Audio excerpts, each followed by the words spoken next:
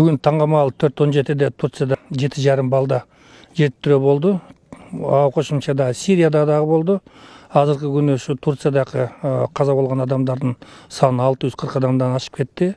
Жабыркалаган адамдардын 5000 адамдан ашып кетти. 1300 имараттар жараксыз болду. Жана үйлөр да жараксыз болду. Сирияда 360 адам каза болду.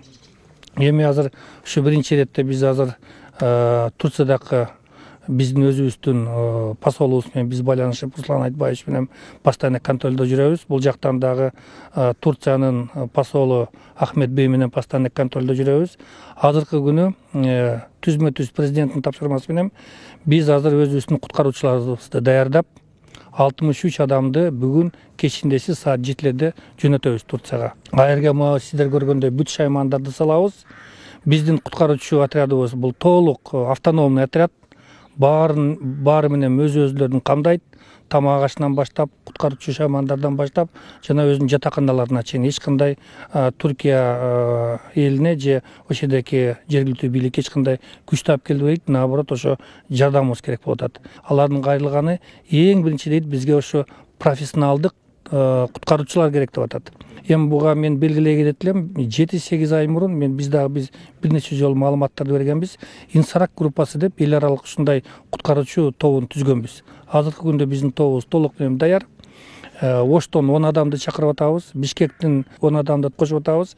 7 адам өзүбүздүн центральный аппараттан, котормочулар, переводчиктер жана бул жактан ГЦПСтин основной базабыздан 40 адамды камдап атабыз. Оштон келген адамдар бүгүн кечки саат 7-ге чейин аларга үлгүрбөй калат.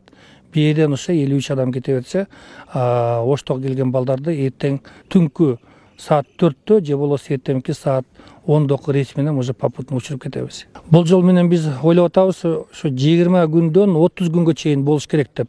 Может будан да узарып кетиши мүмкүн, себебинде азыр жерлерлерден мындай кыйла оорлугу көрүнүп келет да. Буга чейин эртең менен биз мисалы маалыматты 75 адам каза болду деген болгон турган болсок, азыр уже почти 500ге жакындап кетти. Биз дагы мондай шашылганыбыз, биз эртеге деле учсак болот эле. Бирок куткаруучулардын жумушунун өзгөчөлүгүн сиздер билесиздер. Бул негизи мына жеттирөөнүн немесине жумушуна тиешелүү. Ар бир саат, ар бир минута аябай кымбат да.